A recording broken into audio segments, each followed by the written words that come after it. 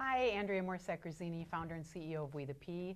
Here today with Dr. Bill Doherty, the director of the Citizen Professional Center at the University of Minnesota and one of my personal heroes in civic engagements. Really excited to hear about Bill's work in citizen professionalism and in all kinds of different sectors with citizens from everywhere from healthcare to sports to men's issues. Really excited to talk to Bill. Great to see you, Bill. Great to see you too. This is a bit nerve-wracking. I know you from our work, and now I feel like I have to be on and get this right, or I might. You better not make any mistakes, because I won't. How's that? It's also a professor too, so I have to be careful. And does all kinds of media because he is truly one of the most innovative thinkers in citizen-led initiatives in the world, in fact. So I want to hear, of course, about everything, but I want to start with a question that I'm interested in knowing. It seems to me that everybody from some point in their childhood starts understanding themselves as a public person, as somebody that is related to the world around them more than just in their family. So do you remember a time when that sort of dawned on you that you were important to this world and a part of it? Yeah, I went to a Christian Brothers high school in Philadelphia for working class kids, a parochial high school. And I got involved in community action projects related to the religious mission of the school, and worked with the younger kids in some educational capacity. I remember every week for a year or so visiting with a friend of mine who was part of this organization, visiting another teenager who had pretty severe cerebral palsy and was kind of homebound. Mm-hmm. And we went to see him every week. Did some nursing home kind of visitation. So and how did that make you, so you felt more a part of a community, maybe a community that you wouldn't normally interface with? Well, I felt I had something to give the world and give to other people, and realizing that, probably freshman in high school, I realized that. Right, right. So that's pretty Did profound. you tell anybody, a freshman boy in high school, that can be pretty fraught with social anxieties and so forth, and yet we know that freshmen, even and middle schoolers and students of all ages, have tremendous capacities for empathy and engagement. Was this something that you sort of did on your own, or did you also share it with others? Well, it was a small organization, but I didn't talk about it widely outside of the organization. Yeah, okay. So you saw yourself as someone that had something to offer. Was there any time where you just went, wow, this is really critical what I'm doing, or I'm learning from what I'm doing, or was there any sort of pivotal point? Oh yeah. I mean, I'm sure at some point I realized that I was getting as much as I was giving, and it created in me a sense of calling to make a larger difference. And at that point, then I decided to go to a Catholic seminary because I think in part because the people I knew with college degrees, men with college degrees were who were recruiting making you? a difference. Well, no, I weren't actually recruiting, but the men I knew with college degrees who were making a difference were in the religious life. And so that was the path I took. With great educations. Yeah, with great educations, yeah. Those religious orders have great educations. So how does those experiences, how did they work then into your education, and then you went into marriage therapy, and so fast forward a little bit and tell us how that infiltrated your adult work. Yeah, so I had this sense of mission to make a broader difference, I think, that led me to the seminary. And then in the late 60s, I kind of got radicalized with my whole generation and was involved in the anti-Vietnam War protests and Poor People's Campaign, and at some point decided that the priesthood was not for me.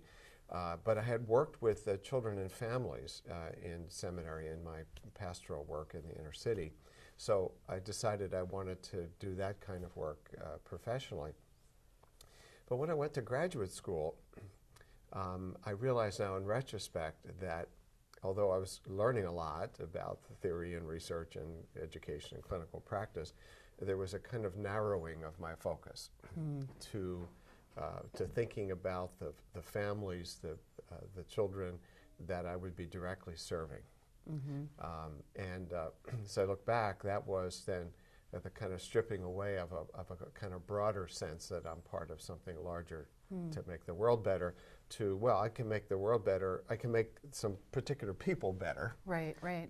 And I can do a particular narrow area of research, and I can teach, and that, you know, the world will get better that way. Right. But stripping away those sorts of that kind of larger public mission. So you're stripping it away, and you're focusing on a very sort of narrow, you might call it niche or group of people, and yet now you're back into more broader public. You're toggling between both, right? In a Yeah, sense? and in graduate school, I still had this this broader mission, but it was hard to see how to make it work. And Right. and for a year I had a community psychology assistantship. Some faculty members in my department, which is a child development and family studies department, had a grant to engage with the youth services program and a community, a small town of Stafford Springs, Connecticut. And these were the early days of community psychology. So I was, you know, I think carrying over from my past, I was very interested, very eager to do that. But it was ultimately not a satisfying experience because we had no method to do it. I mean, we sort of interviewed people and we hung out with the youth services people, but we didn't know what we were doing. So it was very relational, but it wasn't sort of, forgive me, but outcomes oriented? Yeah, and we weren't, there was no impact I could see that we were making. And what I decided was that in therapy, there were tools, there were methods, and you could see impact. And this community stuff was quite vague. I mean, I loved it conceptually. I loved the idea of working upstream, of not turning everything into a clinical thing. But it was ultimately an unsatisfying experience without a method, and so I let it go. And I focused more narrowly after that. So, okay, so then what happens when there isn't a method? I mean, to fill that in a little bit. So you could see that you didn't feel you were making much impact, perhaps, or you couldn't see it. So how does that look? Well, it was a desire to do good, a theory about doing good, but without a disciplined way of working. That could lead to certain kinds of results. And how did that leave the communities, maybe this community or others that you worked with? I mean, were they sort of the same, in your view, when you left them and had to move on to other work as when you started with them? Or? Well, actually, ironically, I just realized this now, thinking about this now. A couple years later, I went back and worked in that same community as a youth and family therapist.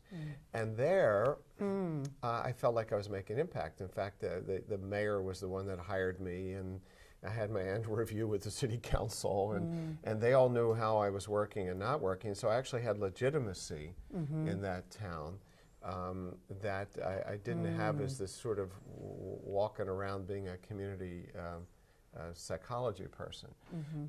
Now, if I could just fast forward to now, part of what I've learned is that professionals who are providing good service in a community, if they expand their thinking to a broader level, often have legitimacy. See, if I had known then what I know now, I could have been the family therapist, you know, 8 to 10 hours a week, where people felt like this guy's helping us, okay, and leverage that credibility to make a bigger difference.